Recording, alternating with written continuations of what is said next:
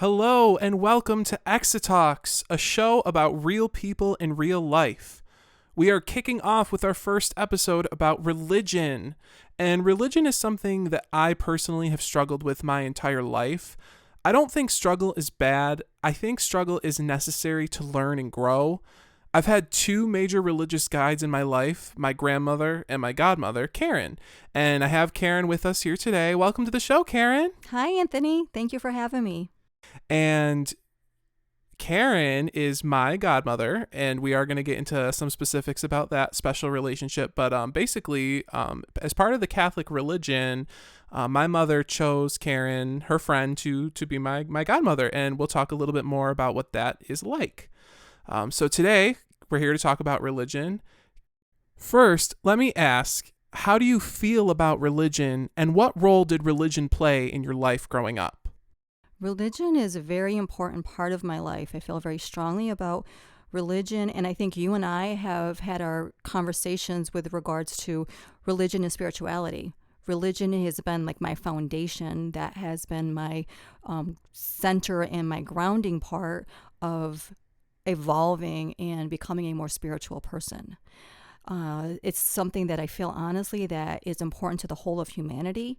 It has instilled in me my value system, my ethics, the way I live my life, and it's because of who I am, that solid foundation. So growing up, religion has been something that has kept me centered in who I am. I think growing up today in today's world, it's even more important, and I think we'll probably talk about that a little bit more.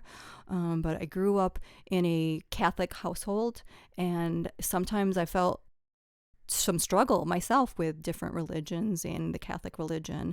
But without those core values, I don't know where I would be today.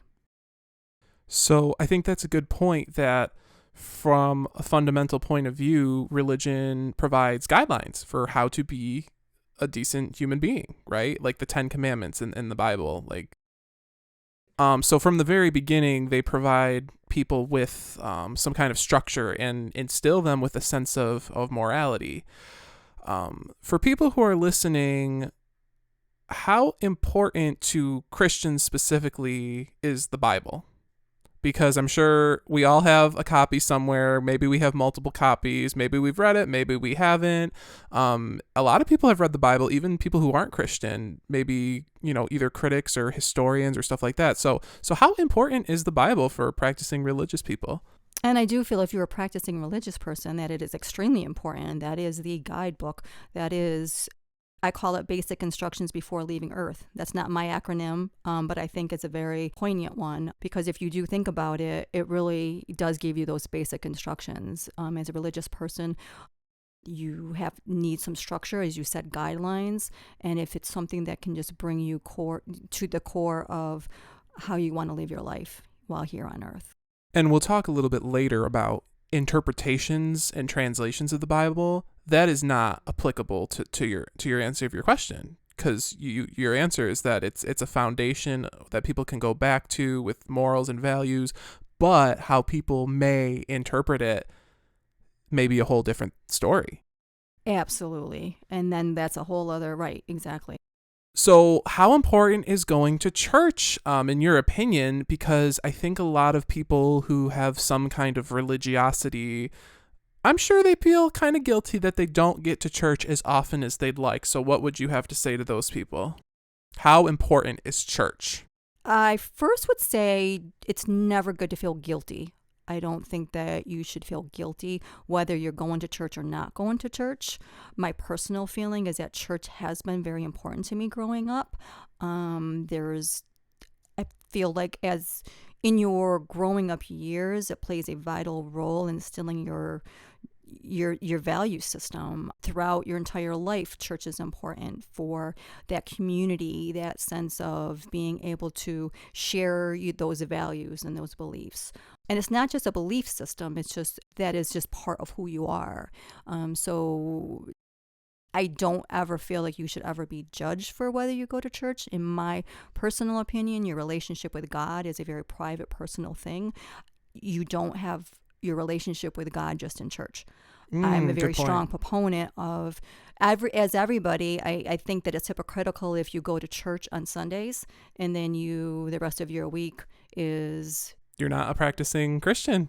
right. It's a matter of you want to take that time to practice your religion, to pray, and to and do that. But It's intention. Like, you're taking your religion and you're creating an intention. Like, I'm gonna go to church, I'm gonna do this, or I'm gonna focus other time in my day towards God. exactly, it's your devotion. It's that on your Sunday, on your Saturday, whatever time that you feel that is your undevoted time for God. But God is with you all the time, 365 days a year. So if you can't make it to church, you still take your time and you can devote your time in your life. It's really is how you live your life. It's not just once a week and on Sundays. And I think that sometimes is a misnomer that, oh, I went to church on Sunday, I did my thing. It's intrinsic in who you are. It's not just a box to check. Thank you. Like, I went to church. I'm a good Christian. Exactly. As someone who I do not go to church, I did go to Catholic church growing up. My advice would be, if you're interested in going to church, find one that suits your needs and your interests. Although we have experience with growing up Catholic, this episode isn't necessarily Catholic specific. So if you ever find that what you're doing doesn't meet your needs, it's a possibility that there is something out there that will fit your needs. So I don't go to church, but what would you say to someone who feels guilty because they can't make it to church? And we already talked about how you feel about guilt, but someone's like, I want to be religious, but I can't get to church as often as I'd like. Or I think some people may not be open to the idea of going to church. Maybe it's very intimidating for them. Maybe just walking into the church for the first time. I myself, throughout my life, have had time periods where I have regularly attended church, and then there's also periods where I haven't attended church regularly. So what I would say to them is to just be open. Find somebody who does attend church. Godparent, anybody in your life that you find that you would feel comfortable. Personally, I have gone to several churches, and I think that's also something I would also put out there and advise. One experience with one church doesn't set well with you. It's very important to be on a quest to find the right church. And maybe don't feel scarred. Just be open to, if this isn't right, to find the right fit. Exactly. That's probably going to be like my biggest piece of advice, is to know that there are different churches with different communities, and there is something out there for everybody. There are so many different options, and it has taken me some time over the years to I go from church to church, and it's been an experience. Each experience will give you something different, and you will find the right fit. So I think that picking a godparent is a pretty underappreciated and undervalued task these days. Knowing the relationship I have with you, I think the role of a godparent is quite understated. And what I mean by that is, like, it's almost, from what I see these days, people just typically tend to pick their sisters and there's nothing wrong with that, but I don't think people understand the gravity of asking someone to be a godparent, and when someone accepts the gravity of what that entitles. In my opinion, it really is a big responsibility, and it shouldn't be taken lightly. So when someone accepts the title of godparent, what responsibilities are expected of them religiously and in your opinion? In my opinion, I feel that when you ask somebody to be a godparent, it is an honor, and it's something that is not to be taken lightly. And there should be a lot of thought as far as that person that you're picking, because for you and I feel like our relationship has been as strong and as unique as it is because we've both had that intention. And the role of a godparent should be, from day one, to be present and to be ready to take an active role in your godchild's religious journey. That also made me a better person, as my role to be a pivotal person to walk by your side and see you through that. I could be making this up, but isn't it like, I don't know if it's the church but when you ask someone to be someone's godparent, you're also assuming that if their parents die or something happens to their parents, you will take in the godchild. Is that a thing? I think in the Catholic religion, that has been traditionally the role of a godparent to step in and play that role. So that's back to your point, the gravity of taking that role. I always say that you raised me as a single godparent. You know, my dad made his buddy my godfather, and I don't know, I haven't seen him in like 15-ish years, probably even longer than that. It makes me feel so grateful that you are such a big part of my life, because I think most godparents, they probably aren't super involved in that role, especially if they aren't related to that person. And that brings me to my next question. We have a very unique relationship in that we are not related by blood. It's very common for parents to pick godparents that are their brothers or their sisters. Actually, neither of my godparents are related to me. You have the best of both worlds. You have 3 godsons, and you are also auntie to 2 of them. When people pick godparents for their children, what are some things they should consider as to if the person should be related to the child or not? And also, how does your role as godmother differ for me and for your nephews? I think it goes back to your original point as far as the role of a godparent. And traditionally in the Catholic religion, it was to step in if something were to happen to the parents. And that's probably a lot of why a family member is chosen. That's true. For the godparent. And not in all situations. My relationship with all of my godchildren are very important. The fact that we're not blood related makes it unique and special in its own way, because we're not blood related. I love how both of my nephews embrace, quote unquote, Karen and Anthony's relationship. And I feel that there is a certain confidence that my nephews have, knowing that I'm their auntie, that allows them to embrace my relationship with my godson, Anthony. And that makes it a joyous experience as well. And I'll just say that I essentially grew up with your nephews, because we're all close friends of the family and stuff like that. And they're such great men at this point. Oh my God, we're all getting old. But I like that they always had almost room in their hearts for me to be a part of Karen and, you know, their auntie and their godmother. And also, well, I would like to say I'm the firstborn. I am the eldest godson of yours, Karen. But I always am so wowed with when you and I are spending time together, they get it. And they're like, that's Karen and Anthony's thing. And so they're very sweet, and we're all very close. So to answer this question for myself, I actually am a godfather. I am my nephew's godfather. And it's definitely not a title I take lightly. I mean, we haven't necessarily gotten into all my religious reservations yet in this episode, but I understood that when I accepted, I needed to be there for him in his religious journey, and I was willing to do that in any way that I needed to, in any way that I could. Being at his baptism was very important to me, and so was being at his first communion. I definitely want to do what I can in the role. And as for being his uncle also, I definitely feel that with him, I am distinctly both roles. I am his uncle and I am also his godfather. I have no dissonance or issue being both his uncle and his godfather. I'm honored to be his godfather, but it must be so special to be asked and not related to the child as well. I think I'm lucky that I have a family full of uncles and aunts and in addition, a godmother. So you and I have had such a close relationship ever since I was born. You've always been an extra family member to me, and you come to family parties and you're part of family events, and you're not my aunt. And I think that's so special that I just was so lucky to get an extra loved family member.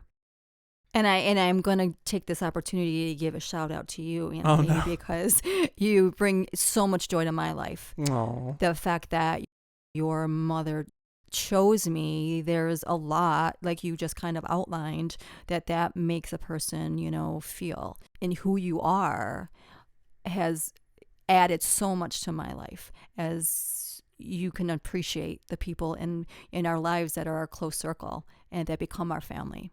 Well, thank you, Karen.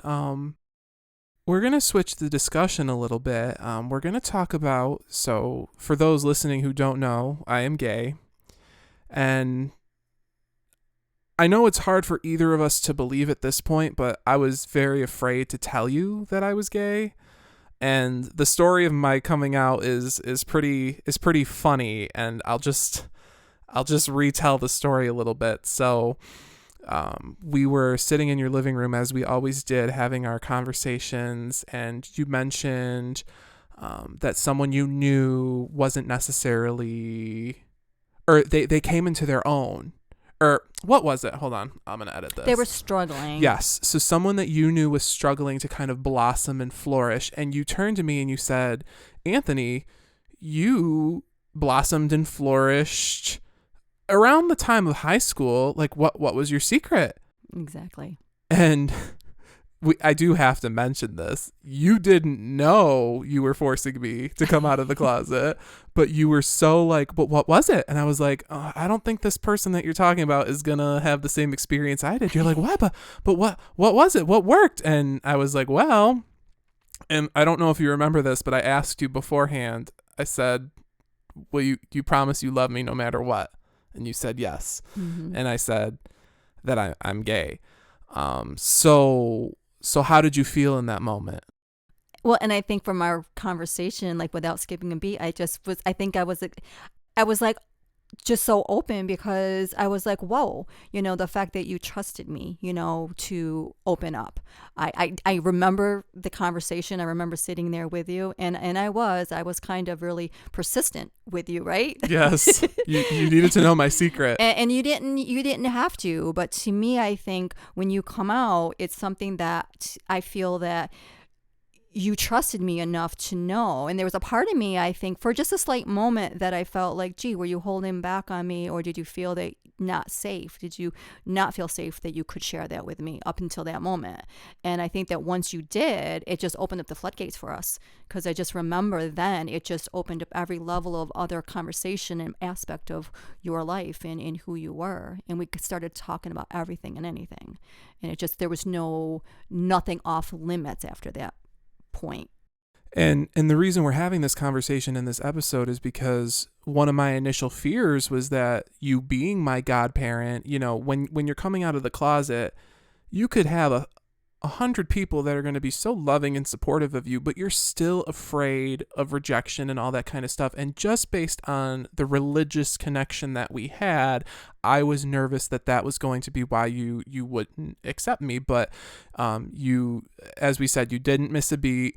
And I just remember the moment you just were like, oh my God, there's this whole other part of your life that I don't know about. Like, tell me about dating, tell me about all this kind of stuff. And you have since been my confidant and my late night calls about boys and all that kind of stuff. So you even said that up to one point you only really knew half the story, and you wanted to know the rest, because at that point I think I was in high school, and there's this whole other part of my life that you've been missing. I think you gave me the opportunity to become a more loving person, or to be able to still, as being your godparent.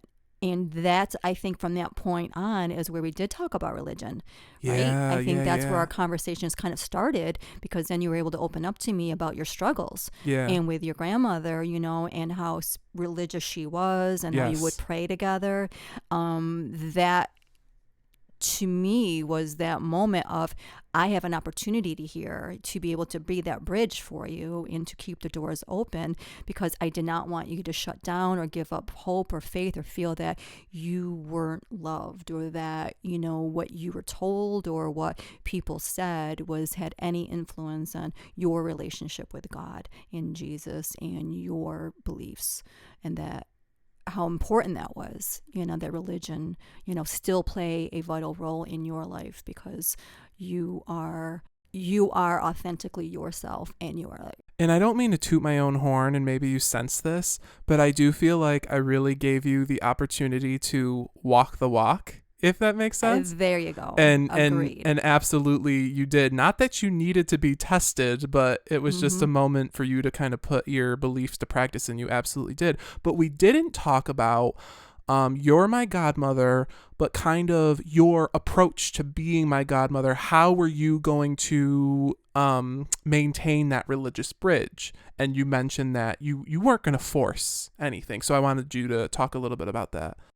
Well, I think it was important to me because I just personally know how I feel if somebody's going to force something down, down my throat. And I think it's something that we always speak about, that how it evolved because something that has to be authentic. And I know my relationship with Jesus and God and my beliefs are so personal that I wanted you to have that same relationship. I wanted you to be able to feel what is authentic for you in your relationship. And we talk about praying, and we have, and you called me and we would pray, and so I think that that's why it's not something that I felt I needed to. My faith gave me the faith. Oh, I like that. One thing I want to compliment you on is that you don't give answers. You ask questions. So my whole life, it's like you have your relationship with God.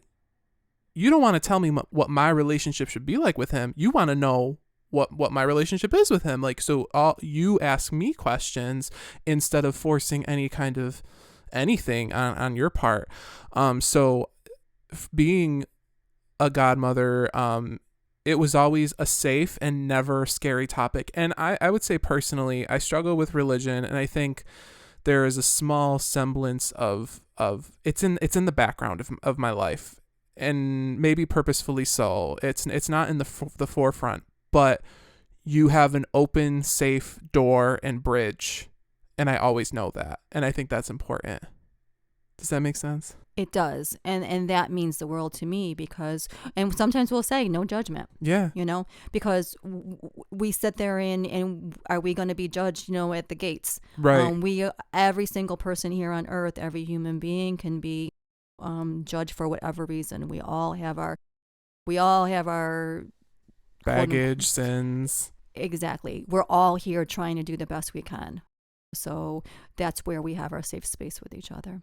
And I would almost say, like, if I feel like I'm in the dark, I know that there's a light with you. Mm-hmm. I don't know if I even have to explain that. I'm just going to leave it. Okay, so let's move the conversation from us personally to people who may be listening. Can LGBTQ plus people and religious belief coexist? What advice do you have for any religious people who feel LGBTQ plus people don't have a space in heaven or in their religion? First, my answer is that yes, I feel they can coexist and they should coexist. And for those religious people that don't feel that, it's an opportunity for them to look within themselves. You had brought up the part where, as a godparent, that gave me the opportunity to kind of walk the walk. That was my opportunity to be the loving person, that my religion and my God teaches me, that Jesus loves everyone. And I feel like anybody who says that they're a religious person, that's what we're all here, and as Christians, following Jesus's footsteps. And the Jesus that I know and love is accepting of everyone, every human that he's put here on earth, that God's put here on earth. So I would ask them to take a moment. I want to say that I love people like you, because usually when people are saying that gay people are going to hell or this or that, they're using the Bible and Christianity to justify their hate. But you are using the Bible and Christianity to justify your love. And that's something that I really appreciate and that I think is very sophisticated of you in your religious beliefs to practice that way. So as someone who is religious and a 3-time godmother, what advice can you give to listeners who may be religious and have someone come out to them? Okay, so like we said before, if someone's religious and someone's coming out to them, I feel like, again, that being religious isn't exclusive of how you treat people, that you may or may not have differing opinions about. That is a call to question yourself, not the person that's coming out to you. And I just want to say that if you're listening and you consider yourself an open and accepting person, and maybe you're like waiting for someone to come out, or you're you want to make it known to them, My advice would be, if you have a caring and loving relationship, they're going to sense that, and in their time, they'll come out to you.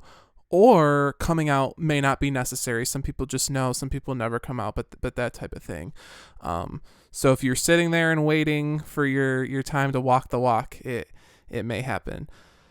So this question is a bit harsh, but do LGBTQ plus people go to hell? And I don't know that anyone has the answers to that question. We all of us wonder, I think have that question, who goes to heaven, who goes to hell.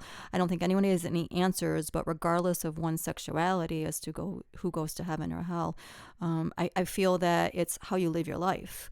I don't feel that it's based on your sexuality. I feel that life is God's gift to you, and that how you live your life is your gift to God.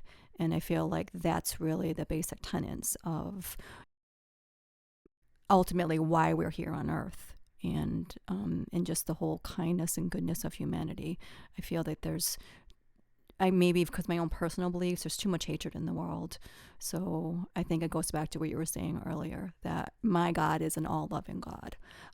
We are all sinners, so who's one to put relativity among the different sins that we all have in our lives? Well, and the whole thing about homosexuality is it's the opposite page of, if you eat shellfish, that's a sin. If mixing fabrics is a sin. So it's frustrating to me when people pick and choose the sins that are acceptable and that are not acceptable. And I've had conversations with religious people that are like, oh no, the shellfish and the mixing fabrics thing, that's the Old Testament. No. But being gay is still a sin. Yeah. And you're just like, you marvel at how, and then there's talk of homosexuality. I don't know if you knew this.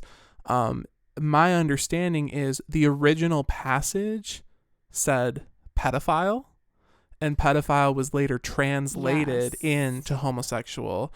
So, as far as the interpretation of the Bible goes, I like what you said, that your sexuality is notwithstanding of your standing with God. I don't know if that makes sense, but you should live your life to be a good person.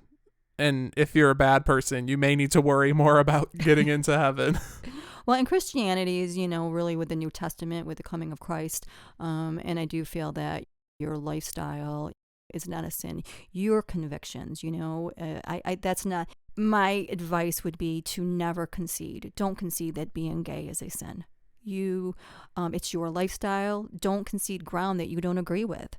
So I think that if you can follow that and just with anything in life, and there's always going to be people of different beliefs and different opinions and different interpretations. And I think the Bible is something that is very important, and I will always stand by the basic tenets of the Bible. But at the same time, it is like to your point, that it's interpreted, and there's sometimes out of context. And not being an expert on the Bible, I will be the first to say that. And that's why I feel that it's something that is really a guidepost, that is a part of where you turn. If you don't know how to start your relationship with God, if you don't know how to start your relationship with yourself, your number one place really would be a good start would be the Bible. Because that will give you that jumping base, that's that foundation of where to turn to. If you have any issue, any questions, there will be a part in the Bible that you can turn to, and that you will find scripture, and that you will find verses that really have resonated, I know, with me, and have guided me through my challenges in life. And if I feel like I have not given enough time to God, I feel it. I know that I have not made time in my life, and it resonates with me, and it really keeps me on track. So there's a sense of a clarity and a peace that comes about me when I am devoting my time, and it may not be that I'm in church every week, and as of late, may not be that I'm in church, for long periods of time. But my time is still my time with God. That still, I know, it's a very sacred time for me. So I think my advice would be, if you're someone who's LGBTQ plus and religion is something that's very important to you, there is going to be, and we already talked about this, there's going to be a church for you. So you're going to have to do some looking, and maybe you have issues with your family. Maybe your family doesn't accept it, but you don't have to sacrifice religion for your sexuality. How about that? Thank you. How Oh my about God, that was good. So if religion is something that you're passionate about, you need to find your own way, essentially, maybe. So there's still hope, and this, and I don't want people to take this the wrong way. We're not trying to like convert people, but I'm just saying if that's something that's important to you, that's an option. There's been times where I've been in church with tears in my eyes. And it could be because I was in a really dark time of my life and feeling very down, very alone, very isolated. And I would be there with family or be there with friends. And there was moments that resonated with me, that there's churches, like you said, that come as you are. And churches for the broken. And we are all broken in our own way. So I have to say, when I see churches with rainbow flags and those messages, all are welcome and stuff like that, that really is a nice thing to see for me. We didn't talk about this before recording, but I listen to ASMR like almost every night before I go to bed. If you don't know what that is, it's like whispering and taps and stuff like that. So one thing I've listened to is people whispering Bible verses. And also of like the church shopping catalog TV show where they like show off items. So it's funny how, and actually Karen asked me about a Saint Dymphna statue that I have. I bought that because of that Catholic shopping network that I listen to relax me. So you'd be surprised ways you can make room for faith in your life in ways that you may not have even considered. I just wanted to share a little story personally. So, the last question we talked about was, do gay people go to hell? And I had a friend in high school where, in a moment of weakness and as kind of a test to our friendship, I asked him if I was going to hell, and he told me I was. He said that being gay is a sin, and if we don't absolve our sins, then yeah. So it's funny because he went on a missionary trip to Japan to, quote, smuggle Bibles, unquote, but like it's Japan and it's like such a safe country and there's like Catholics there. So, whatever, pat himself on the back. But I will admit that it really hurt me and that I did not consider him a friend after he told me that. And every time I hear Slide by the Goo Goo Dolls, I think of him telling me I'm going to hell because that's what he sang in high school. So... So I want to say that generally I was very lucky with my coming out, and I know that's not the case for everyone. Many LGBTQ plus people have anti-gay religious experiences, and to the extreme, even conversion therapy under the grounds of religiousness.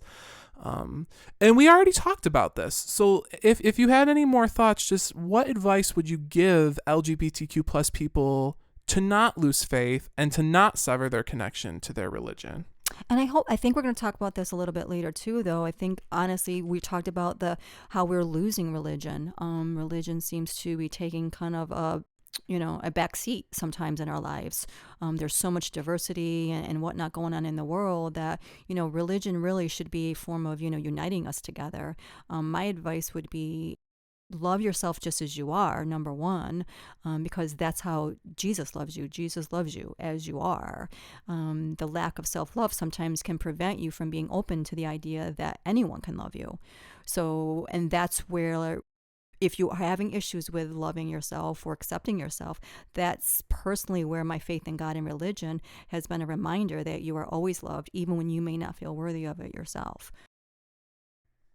So let's shift the conversation away from LGBTQ+, and let's talk a little bit about others who may not fit the teachings of the Catholic religion. Religion creates a lot of divide in the world, I think because some religious people believe that theirs is correct and others will not go to heaven because they do not believe in the right God. I don't want to get into how the Christian, Jewish, and Muslim God can very well be the same God, but how do we make room for non-Christians in our religious beliefs? Do they go to heaven? I know my faith is a Christian, but I respect that other people have their same religious beliefs. I wouldn't want someone coming to me saying that my belief system is wrong about religion. So who am I to judge? The guiding principle would have to be that we have to have respect for one another. We have to have respect for one another's religious beliefs, whether we agree with them or not.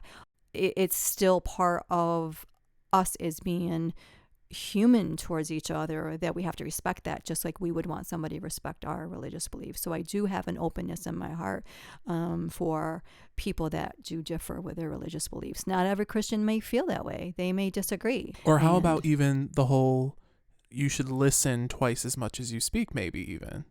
Like you should listen to other people rather than dictate and tell. And I think so from this question, that's what I'm kind of getting, that we have talked about openness and not being so judgmental, and that's really what I think it comes down to, is just being open and non-judgmental. And at the end of the day, we don't have answers to some of these questions.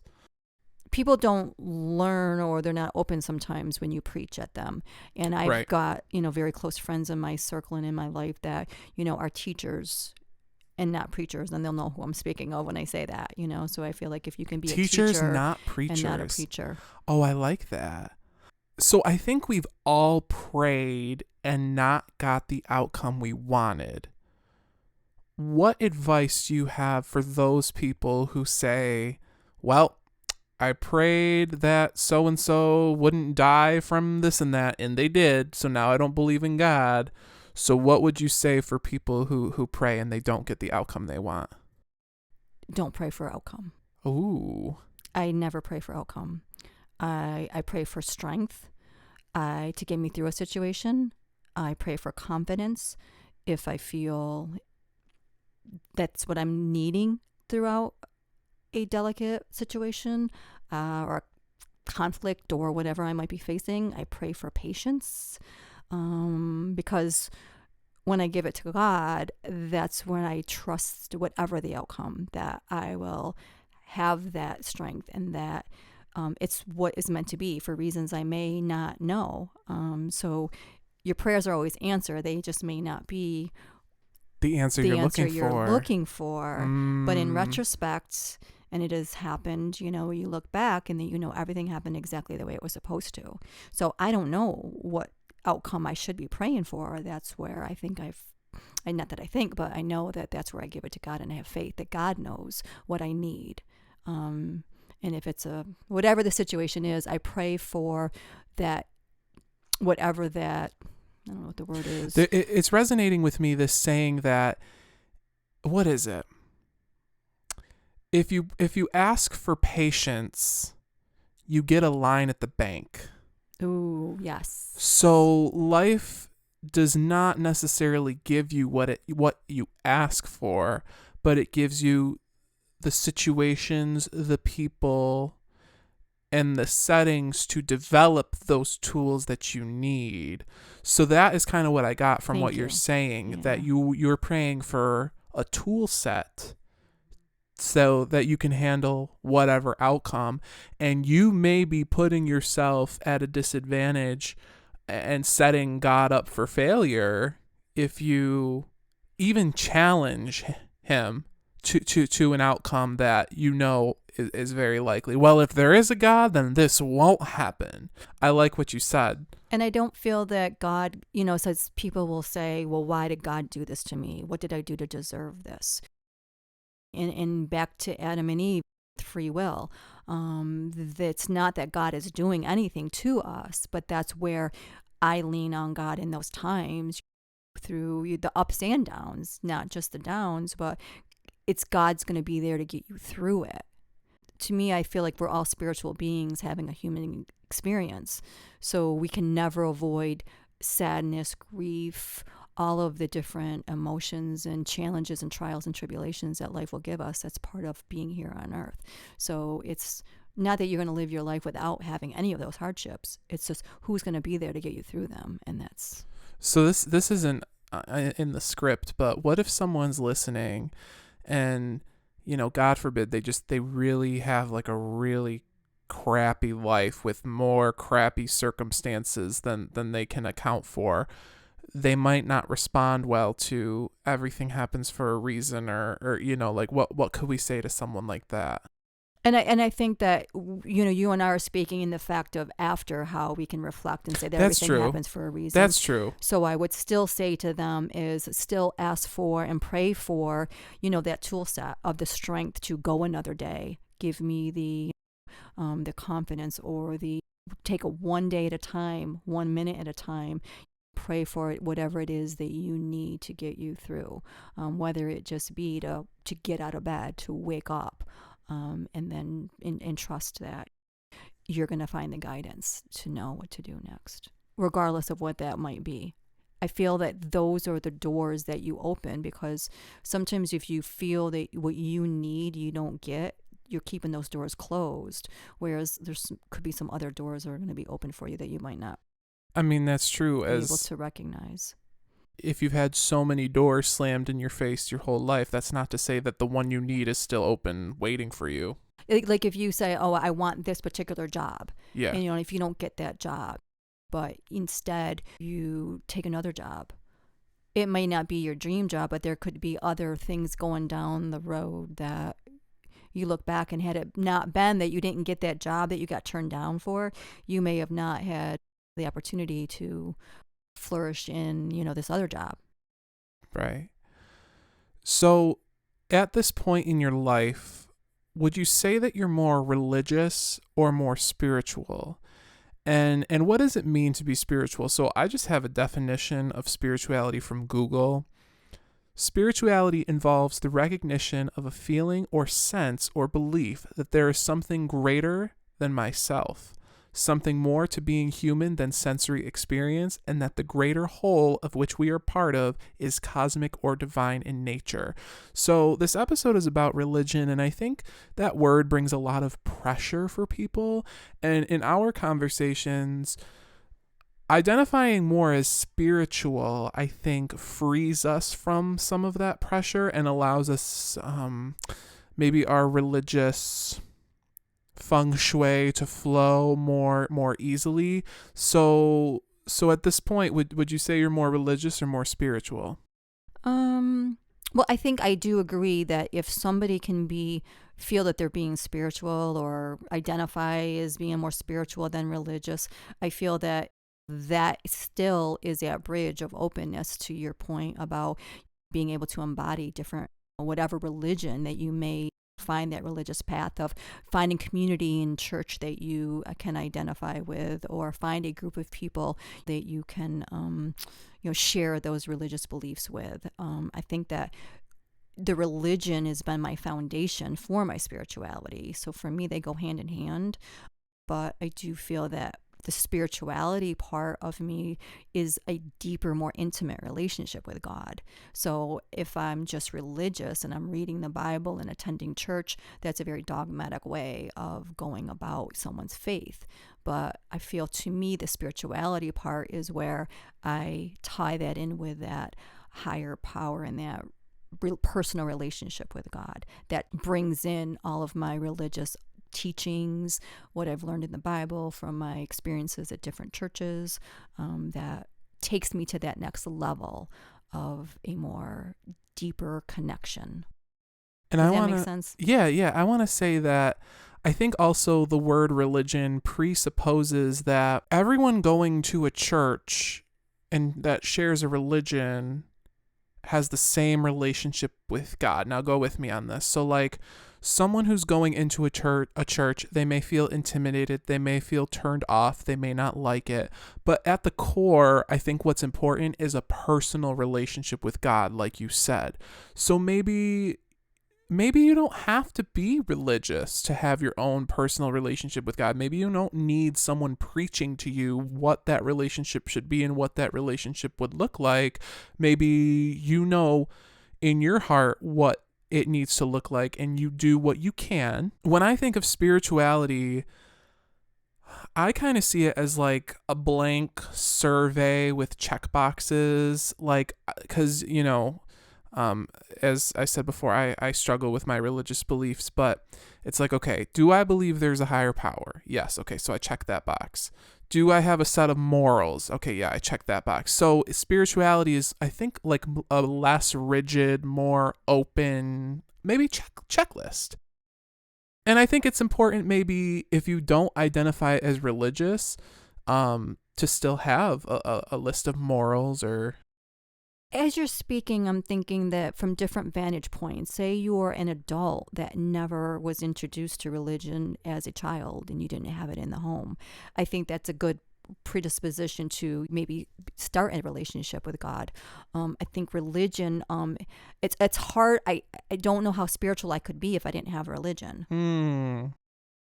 Does that make sense? Yeah. You know, and I may say that whether I'm religious or spiritual, it was my religious upbringing and my foundation. And maybe it's a good time to segue into the importance as in the home and what we do have in our early upbringing. Because even if it's, I was raised Catholic, I do not follow the tenets of Catholicism as an adult, but yet there's still that solid foundation of those certain principles that still are inherent in a part of who I am. Right. So it was a guidepost for me. Okay, yeah, and yeah. I think that I don't know how to express it far, that the importance I feel that children in their households, regardless of what religion, they have in their homes, because I recognize you're speaking of different religions, whether it's Jewish or Muslim or any of the other religions. It's something that you need personally to have, that's your introduction to God. That's the framework for whether or not you personally believe in religion. If you step back and look at the greater good of humanity, religion is served as a structure for all of us to have basic fundamentals and disciplines, how to be human, how to be kind and respectful. And if you look at each religion, the basic tenets for the commonality is to be kind, loving people, right? Yeah. To love your God, God loves you. So you may not follow and agree with the same tenets of each religion, but you are still learning, and the whole purpose of religion is to just love one another. Yeah. And sometimes it might sound simplistic, but if it's just to love each other, why would we judge each other? Just even talking now is even reframing religion in my brain after how many discussions that we've had, and because I'm a little jaded and I have my own reservations, but if the core of religion is love, that frames it in a different way in my mind. And so that is what you should hold on to rather than the disillusion of the love, right? Because when people start using religion for things that aren't love, if you strip it all down at its core, it's love. I feel people that have a hard time talking about other religions because I feel like they feel that it could be a disservice, or that they are being hypocritical to their own personal belief systems. So I think that, it just comes down to a matter of respect. So I think that's why Muslims or Christians, they're not able to sit there and accept any other religion, because we do, we certainly have our own beliefs. And as a Christian, I have my belief system. Jesus Christ, Lord Savior, is somebody that I have my relationship with. But I don't know, I struggle with that. I do. Because I think, again, just speaking with you about it, I think that's where you come to, like you said, not everybody, is able to do that, because that's the only way. Yeah. Yeah, I think we have to have room in this world to allow the religious differences that we have. I mean, it just goes back to, life would be boring if we were all the same. I can't reconcile, as big as this world is, that the God that I pray to is not going to be loving of all, regardless of what your religious beliefs are. So some people worry that we as a society are moving farther away from God and Christianity. Do you think that's the case? And what would you say to comfort people who feel this way?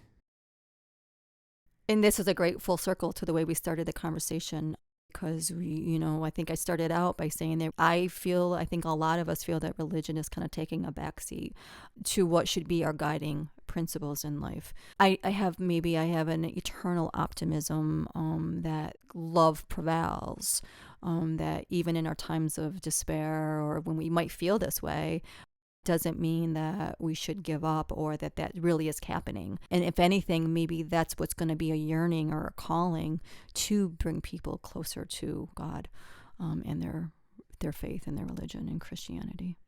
And we speak about Christianity, and I guess my being a Christian myself, but I still feel that my prayer for the world is that whoever God that you pray to, that you have relationship with, because I think that's what's going to raise us to being that higher evolved human that can find our things to unite us versus things that make us different. And sometimes we focus too much on what our differences are, and that creates that divide versus we're all here on earth having this human experience, and we all want to be treated with love and kindness and respect. As kind of, I consider myself a little bit of an outsider looking in. I am envious of people who post on social media, I know everything will be okay because I have God, or people go to church and have their anxieties lifted. And I'm jealous of that because I think religion is one of the causes of my anxiety. But to be able to just go and lift yourself up to the Lord and have him absolve all your worries is something that I'm aware exists. And it always is in the back of my head as not that I'm necessarily moving actively to reach that, but that it always is I don't know. I just see these people and I admire them, and I'm like, wow, I wish, I had something that I felt that strongly about. So it doesn't go unnoticed for me as someone who isn't as religious. But I feel like when you and I talk, although we say, if you're not, what is your definition of being religious? And maybe that's a good that is good. So my definition of being religious, and I mean, my personal definition is that you can, and you may disagree, but you can say with a snap of a finger what your religion is. Because if you ask me, I'm that you go to church, that you have space in your daily life for religion, and that is something that I don't think that I have. I think I have space for religion in my heart in the grand scheme of my life, but practicing day to day, I don't feel that way. And I'm not coming to you saying I don't feel that way as a choice. I'm standing here, I'm choosing not to be that way. I'm just saying, as a result of my reservations and a result of my challenges, which actually is going to segue into this next question. When I say I'm not religious, I mean that I don't speak to God often. I don't go to church. I don't pray often. But there is space in my heart. Mm-hmm. And that's where I come in as being Christian, and to be able as my to godmother, acknowledge and respect that and keep that bridge, because I have the feelings of that love for you, and that my prayer, and I will continue to pray that God will guide you towards whatever that is. And I mentioned at the beginning of the episode that you and my gran were my two open doors to religion. So my gran died, and when she died, I kind of stopped believing in the God that I used to believe in, and I started believing in her. And what I mean is, when I look up in the sky, I don't think of God anymore. I don't see God anymore. I just see her. I believe in her. And I think she is an extension. So I think through my faith and my belief in her, there's faith in God. And so I feel that you occupy the same role as an open door to religion in my life. If I don't always have faith in God, I always have faith in you. And maybe you get your tools to help my faith through God. So there's always an extension, whether I'm open to it or not, or aware of it or not, I feel. So I think you'll always keep that bridge and occupy that space for me. Does that make any sense? It does. And Like you're almost like a communicator, like a middleman, I feel like, between me and God, and sometimes. And that does resonate with me. And I think my ideally it's like I will eliminate that and you will have a direct conduit. Oh, okay. As with your grandmother, we are all human. We are not here on earth forever. We all have our flaws, none of us are perfect. So for you to be able to not necessarily, it's great to have a support system and a village, everybody there for you and to lean on. And I think God puts those people in our lives. So I think that is part of his plan. Yeah. But to know that you have direct access to him, regardless of who may or may not show up in your life. Gotcha. And I think that would be, that would mean a lot as far as your own personal individual relationship. Because it's not, our relationship is important, but as your godparent, I will eventually, step away. Where will that lead you? Will you still feel? I think you know more than anyone. And to sum up my whole religious experience, I'm a work in progress. So I'm a very old soul that is always consciously like working on some of these major life questions. And I think the best pivotal person in someone's life, and I always go back to Nanny McPhee, that we saw that movie together. We did, and that you leave that impact with somebody, that you're there when they need you. When they no longer need you, your work is done. Yeah. That it will have been a successful journey for us. Ideally, my relationship with you and as going back to the role of a godparent would be to be the conduit so that way you have your direct relationship strengthened. So that way, if any of those people are no longer in your life, that you have now the tools to have direct access. And that resonates with me. And it reminds me that I have some work to do because I consider that door with my grandmother closed. But I feel like, and not to put pressure on you or lean on you, but that there's a reason you're still here guiding me. I'm not there yet. How about that? I'm not there yet, but we are all in a work in progress. None of us are there yet. Right. And that might be a good takeaway, that we're all a work in progress. But to know that, honestly, when you do feel alone, that goes back to the beginning, and it's a great full circle. That connection, if you only allow it and you open yourself to it, will be the best thing that you could do for yourself. Anybody going through tough times. And that's why I think I try to be as open and non-judgmental. And I guess that's where a lot of our questions and answers kind of come from. Yeah. That rather than trying to judge other people and what their religious beliefs are, let me take a look at myself. Am I walking the walk? Am I living my life in a way that follows my beliefs, I always say, trying to walk in Jesus's footsteps. And some people, and it's like you could be a disciple, whereas to spread the gospel, to spread the word, I feel like there's a role for everybody, when you have a relationship with God, Jesus, that there's room for you regardless of what way you do it. And if you're not vocal, if you're not out there spreading the word, you're still spreading the word, I feel, by just spreading love into the world. Well, I think what I'm getting is that you lead by example. Instead of judging other people, it's almost like that quote, be the change you want to see in the world. If you can't control other people and you can't control, but you can control what you do and what you contribute. None of us, we are all flawed, and maybe I recognize my flaws. I'm harder on myself than anybody.